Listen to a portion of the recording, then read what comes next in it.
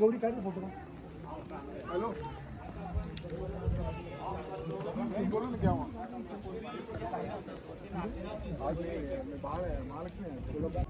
धान्य कोठा शिवाजी महाराजांच्या काळातला आहे. ते बघायला आलो आपण.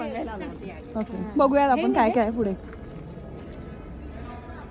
इथे धान्य साठवली जायची का? हो.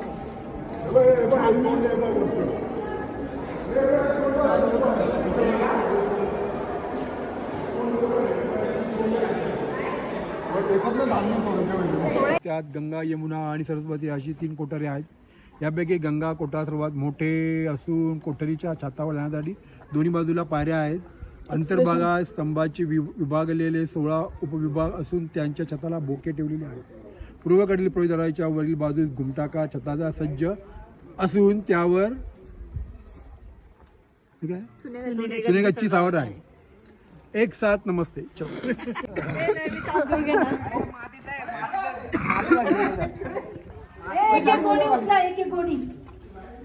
अरे मग आहे सामने आहे.